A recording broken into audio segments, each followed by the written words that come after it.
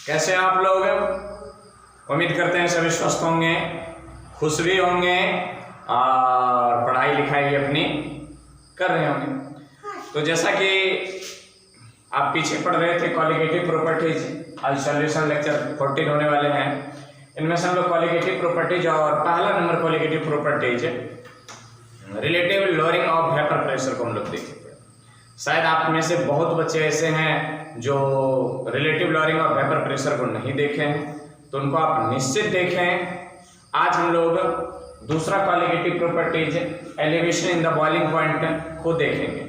मैंने क्वथनांक में उन्नयन, क्वथनांक में उन्नयन क्या होता है। तो सबसे पहले यहाँ हमें जान लेना होगा कि ये बॉइलिंग पॉइंट क्या है। बॉइलिंग पॉइंट, तो बचपन से आप पढ़ते आ रहे हैं बॉइलिंग पॉइंट के बारे में कि जिस ताप क्रम पर कोई द्रव क्या होता है वो उबल जाता है, उसे हम लोग क्या कहते हैं, बॉइलिंग पॉइंट कहते हैं। नहीं, आज इस परिभाषा को थोड़ी क्या करते हैं, बदल देते हैं। कहता है वह न्यूनतम ताप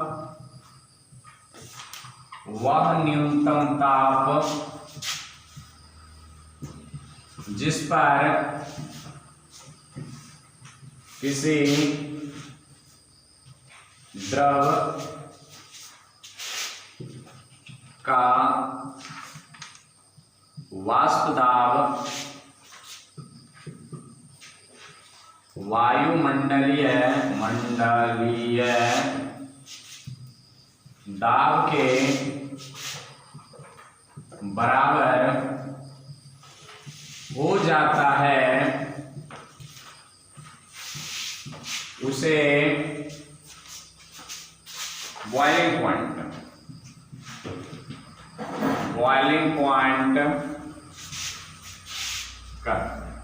उसे क्या कहते हैं, बॉइलिंग पॉइंट कहते हैं। थोड़ी परिभाषा बताइए। वह न्यूनतम ताप जिस पर किसी द्रव का वाष्प दाब वायुमंडलीय दाब के बराबर हो जाता है, उसे बॉइलिंग पॉइंट कहते हैं। क्लियर?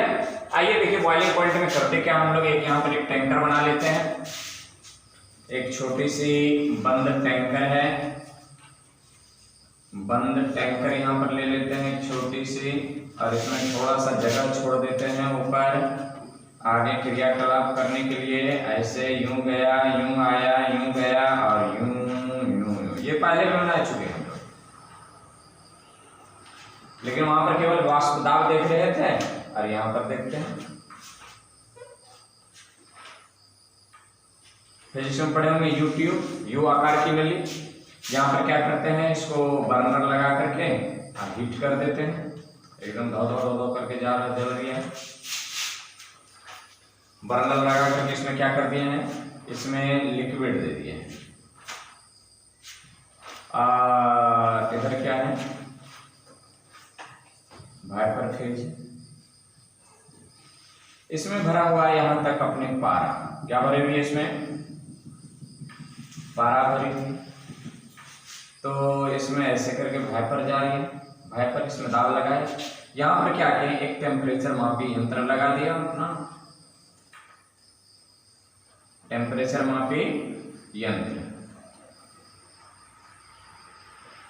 इसको कर दिए हमने, ये है थर्मोमीटर। क्या है ये, थर्मोमीटर। ये तापदाबी है तो इसको क्या कहते हैं, दाब मापी को बैरोमीटर। मान लेते हैं वाष्प दाब खिसकते यहाँ पर 1 atm के पास आ गया। यहाँ पर रेट ऑफ वेपर फेज और रेट ऑफ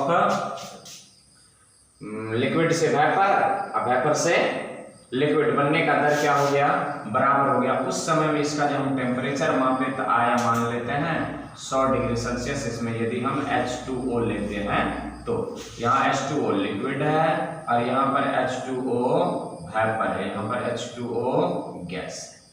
ठीक, H2O गैस, H2O लिक्विड। जब ये साम्य अवस्था में पहुंच जाए और इसके दाब के बराबर हो जाए, वायुमंडल या दाब के बराबर। अब कोई जरूरी नहीं है, जानकारी के लिए बता दें कि वायुमंडलीय दाब 1 atm ही होगा। जब आप ऊंचाई पर चल जाएंगे तो वायुमंडलीय दाब घटता है, वायुमंडलीय दाब घटता है। जब आप गहराई में जाएंगे, जैसे माइन में, खान में चले जाएंगे, तो वहां पर वायुमंडलीय दाब घटता है। बंद सिस्टम का, जैसे प्रेशर कुकर वगैरह का, जैसे वायुमंडलीय दाब बढ़ जाता है। तो जैसे जैसे आप वायुमंडलीय दाब पर जाएंगे वैसे वैसे बॉइलिंग पॉइंट चेंज होगा। बॉइलिंग पॉइंट फिक्स नहीं। बॉइलिंग पॉइंट को फिक्स करने वाला कारक कौन है? वायुमंडलीय दाब। ये वायुमंडलीय दाब ही है जो बॉइलिंग पॉइंट को फिक्स करता है। बॉइलिंग पॉइंट निश्चित नहीं होता है। जैसे कहते हैं पानी का बॉइलिंग पॉइंट 100 डिग्री है, ये हमारी वातावरण में, आप हिल पर चले जाइए, पहाड़ पर, हिमालय की चोटी पर चले जाइए, वहां पर पानी का बॉइलिंग पॉइंट घट जाएगा। ठीक, क्योंकि वहां पर वायुमंडलीय दाब घट गए हैं। आप माइन में चले जाइए, 50, 100, 100 मीटर से आप अंदर चले जाइए, कोल माइंस में चले जाइए, वहां पर पानी के बॉइलिंग पॉइंट बढ़ जाएगा। तो अंदर जाने पर वायुमंडलीय दाब बढ़ता है, फलस्वरूप बॉइलिंग पॉइंट भी बढ़ता है, और ऊपर जाने पर वायुमंडलीय दाब घटता है, फलस्वरूप बॉइलिंग पॉइंट भी घटता है। शायद आप समझ गए होंगे, नोट करें फटाक से। तो चलिए, इनको आप नोट कर लिए होंगे। यहाँ पर ये थर्मोमीटर है जो टेम्परेचर मापता है, यहाँ पर जो बैरोमीटर है जो प्रेशर मापता है। ठीक, ये अब बढ़ना घटना बंद हो गया, इसका मतलब ये इक्विलिब्रियम स्टेट में आ चुका है। इस समय में जो इसका टेम्परेचर मापा गया थर्मोमीटर से, वही इसका क्या कहलाएगा? Boiling point. आइए फटाक से हम लोग नोट कर लेते हैं बॉइलिंग पॉइंट को प्रभावित करने वाले कारक। फटाक से क्या कर लें, इनको नोट करें। बॉइलिंग पॉइंट को प्रभावित, हेडिंग करिए, बॉइलिंग पॉइंट को प्रभावित करने वाले कारक। बॉइलिंग पॉइंट को प्रभावित करने वाले कारक, तो क्या कहें? बॉइलिंग पॉइंट को प्रभावित करने वाले कारक। बॉइलिंग पॉइंट को प्रभावित करने वाला कारक। हेडिंग करिए। नंबर 1 देखिए, सबसे पहले वायु मंडलीय, एक साथ होता है, वायुमंडलीय दाब। कौन सी दाब? वायुमंडलीय दाब। कहता क्या है? यदि प्रेशर, माने वायुमंडलीय दाब को यदि हम P कर दें, तो प्रेशर यदि बढ़ रहा है, वायुमंडलीय दाब यदि बढ़ रहा है, नहीं तो BP भी क्या होगा? बढ़ेगा। यदि वायुमंडलीय दाब, वायु भाषा में लिख लेंगे, मंडलीय दाब घटता है, वायुमंडलीय दाब घटता है, तो BP भी घटेगा। इसका उदाहरण दिखा दें। ये कहाँ बढ़ता है? Coal mine. कोल माइंस में आप जैसे ही जाएंगे वायुमंडलीय दाब बढ़ जाता है। यहां पर देख लीजिए, प्रेशर कुकर, इसमें प्रेशर कुकर में जैसे ही बंद हो गया तो उसका वायुमंडलीय दाब बढ़ गया, वायुमंडलीय दाब बढ़ गया तो बॉइलिंग पॉइंट बढ़ गया, बॉइलिंग पॉइंट बढ़ गया तो उसकी kinetic energy, consumption of heat, latent energy क्या हो गया? वो ज्यादा एब्जॉर्ब किया हीट और भोजन जल्दी पक जाता। ठीक, अब इनके दिखाएं एट हीट, कहां पर? पहाड़ी पर। जैसे ही ऊपर जाते हैं वायुमंडलीय दाब घटता है, बॉइलिंग पॉइंट बढ़ता है। यदि मैं वाटर की बात करूं, और H2O के लिए, तो कोल माइन में लगभग 120 डिग्री सेल्सियस पर उबलता है। कितने पर? 120 डिग्री सेल्सियस पर। और यदि एट हिल की बात करें तो यह 80 डिग्री सेल्सियस पर ही उबल जाता है। और हम लोग अर्थ क्रस्ट, धरती के सरफेस पर बात करें, ये लगभग की बात कर रहे हैं। जैसे जैसे कोल माइन में जाएंगे, मैंने गहराई, कोल माइन बोले तो गहराई, कोल माइन में जाएंगे तो गहराई, ये नहीं होता है।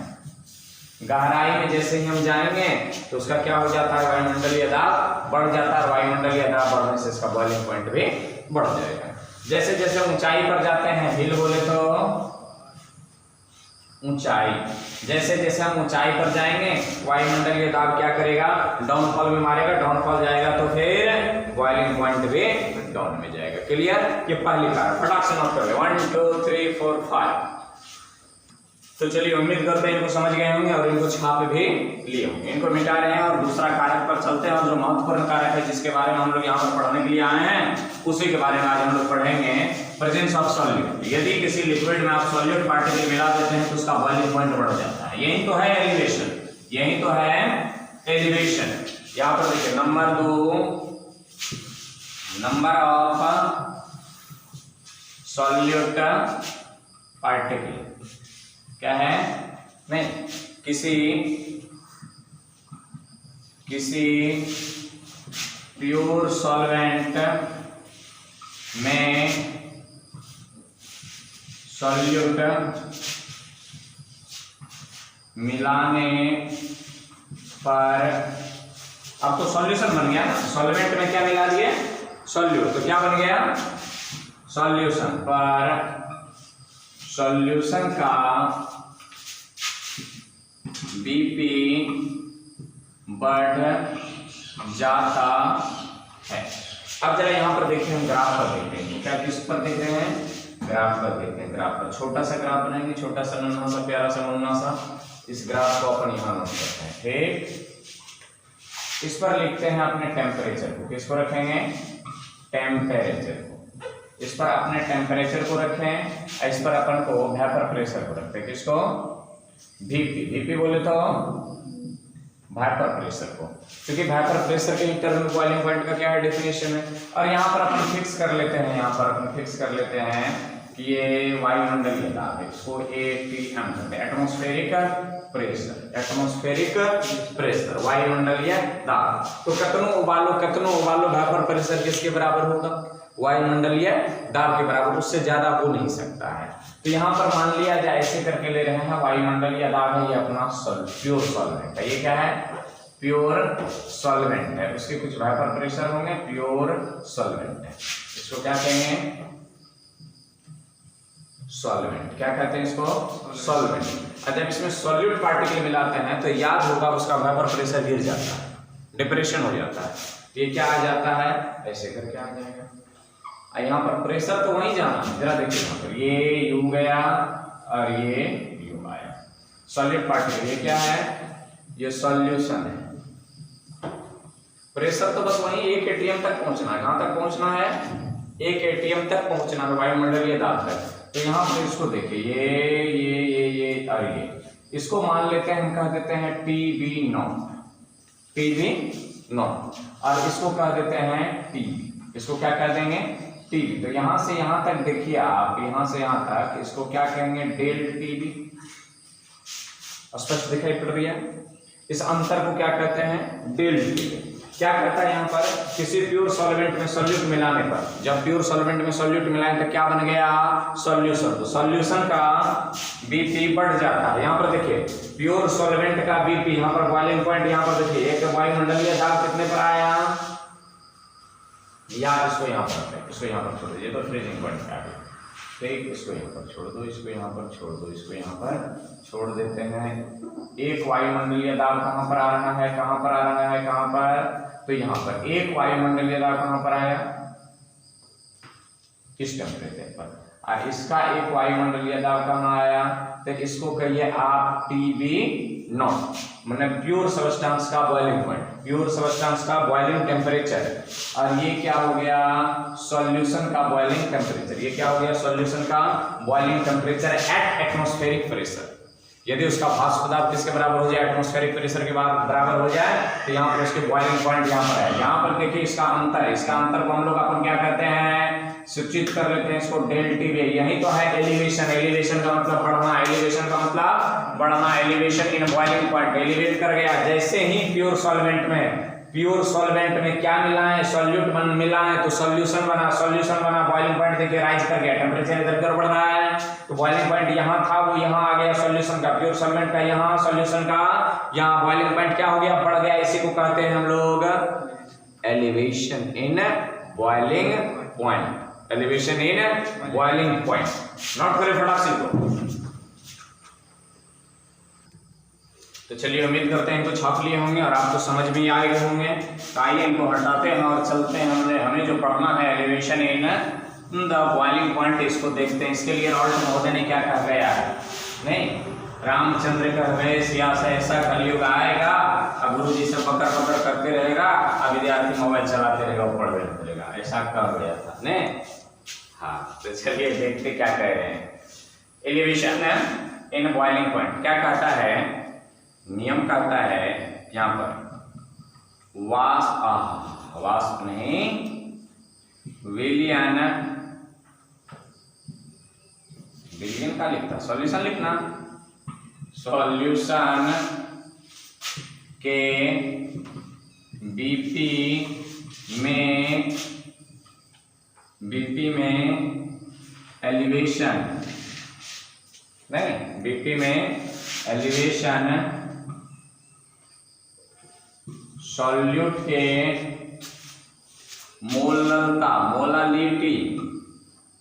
मोलालिटी चोखा का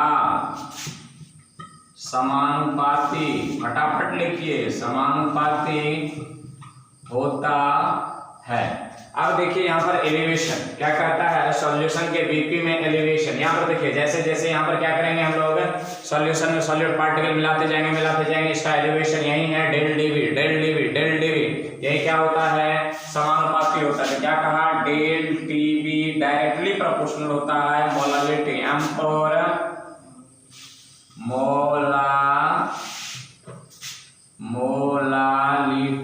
मोलालिटी किसको कहते हैं, तो मोल ऑफ सॉल्यूट बटे weight of solvent in KG में चलेंगे। किस में चलेंगे, केजी में, है कोई बात नहीं, ये यहाँ पर हम लिख दिए। डायरेक्टली प्रोपोर्शनल हटाएंगे, किसी कांस्टेंट से क्या करना पड़ेगा, मल्टीप्लाई करना पड़ेगा। Del TB equal to KBM, याद रखेंगे। केबी क्या है यहाँ पर, नहीं, KB equal to what is KB. KB के बारे में पूछा है तो इसको कहते हैं elevation in boiling point constant. Elevation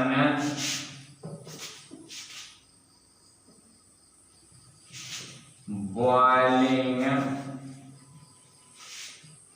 point elevation constant, इसका दूसरा नाम भी है और इसको कहते हैं इबुलियोस्कोपिक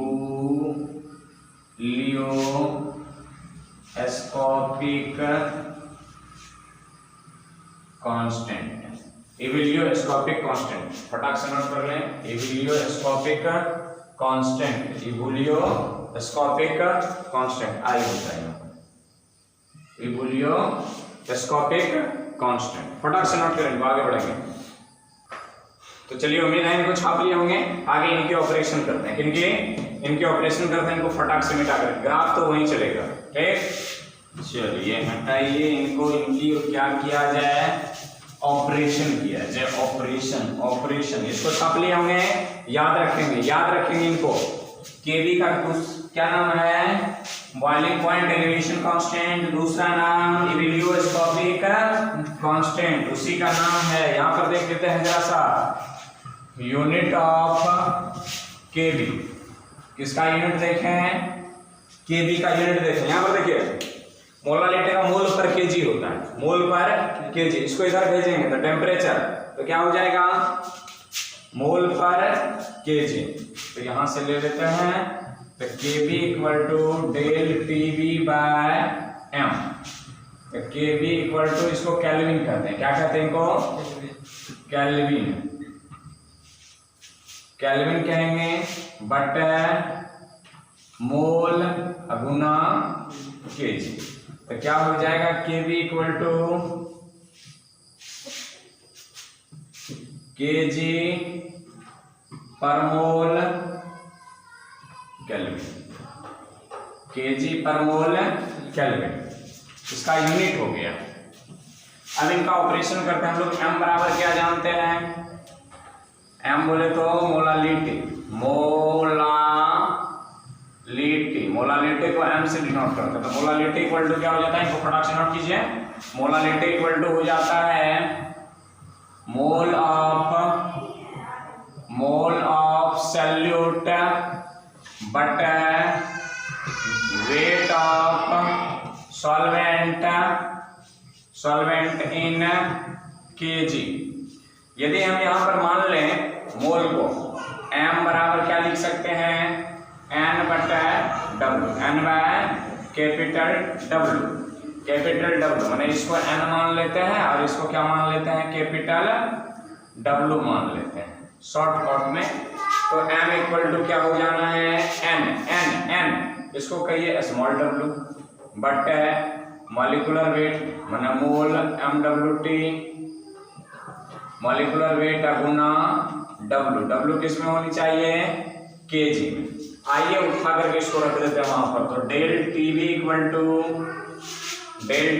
टू क्या हो जाना है, KBW बटा MW सॉल्यूट कर देते हैं, नहीं तो यहाँ पर W सॉल्वेंट है ये है। तो W ऑफ सॉल्यूट बटा M गुना W किसमें होनी चाहिए, ये kg में होनी चाहिए। तो इसको यूं ऐसे भी अपन लिख सकते हैं, क्या लिख सकते हैं, इसको यूं लिख सकते हैं। फिर करते हैं, नोट कर लिए होंगे। आइए फटाक से इनको इरेज करें और फटाफट इनकी कहानी को खत्म कर लें, W सॉल्यूट का मतलब क्या हो गया, वेट ऑफ सॉल्यूट। यदि ये किसमें हो जाए, ग्राम में, यदि ये यहाँ पर देखिए del TB equal to KBW किसकी, सॉल्यूट पार्टिकल की, बट M किसकी, सॉल्यूट की, गुना ये W किसमें हो गया, मान लेते हैं ग्राम में। तो ऊपर 1000 से क्या करना है, मल्टीप्लाई कर देना है। क्लियर, इसको भी अपन क्या कर लें, नोट कर लें। अब इनको क्या लिख सकते हैं, जरा देखिए डेल टीवी को बढ़ता माइनस छटका, तो क्या कहेंगे, TB minus TB not equal to KBW of solute divided by capital M into W किसमें होनी चाहिए, ग्राम में, मल्टीप्लाइंग बाय 1000। क्लियर, यहाँ से यदि हमें टीबी निकालना हो तो इसको उधर क्या कर देना पड़ेगा, ऐड कर देना पड़ेगा। तो यहाँ से ये भी आप निकाल सकते हैं। चलिए यहाँ पर हम समीकरण को क्या मानते हैं, इसको कह देते हैं समीकरण 1, हाँ इसको समीकरण 1 नहीं कहेंगे, इसको कह देते हैं समीकरण 1, इनको कह देते हैं समीकरण 2, इनको कह देते हैं समीकरण 3। अब यहाँ से यदि हमें टीबी निकालना हो तो KBW of solute divided by capital M into capital W in gram multiplied by 1000। अब इस साइड देखिए माइनस में है तो उस साइड जाएगा तो ये प्लस में, तो प्लस TB नॉट। यहाँ से हम टीबी निकाल सकते हैं, सॉल्यूशन का टेम्परेचर निकाल सकते हैं, मींस बॉइलिंग पॉइंट निकाल सकते हैं, बॉइलिंग टेम्परेचर निकाल सकते हैं। तो इनको कह दीजिए आप समीकरण 4। जिन समीकरण का आप उपयोग करना चाहें उपयोग करते हैं, फटाक से इनको नोट कर लीजिए। मैथमेटिक्स है, इसमें कुछ नहीं है, जरा इनके हम सिंबल की चर्चा कर लेंगे फिर आगे बढ़ जाएंगे, फटाक से नोट करें। तो उम्मीद करते हैं इनको आप लिख लिए होंगे। आइए सारे सिंबल को अपन क्या करते हैं, अलग अलग करके एक बार लिख लेते हैं, फिर आगे बढ़ जाएंगे। इनको मिटाएं और जितने सिंबल का यूज किए उस सिंबल का मीनिंग लिख लेते हैं, ताकि आपको किसी प्रकार की दिक्कत ना हो, दिक्कत की सामना ना करना पड़े।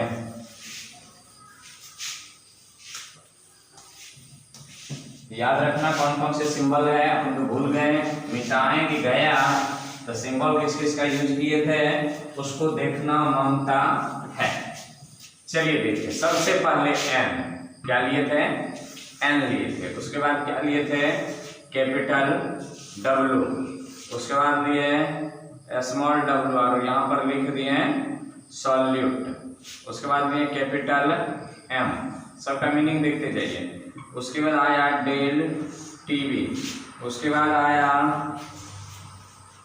टीवी नॉट, उसके बाद आया टीवी, डेल टीवी नॉट।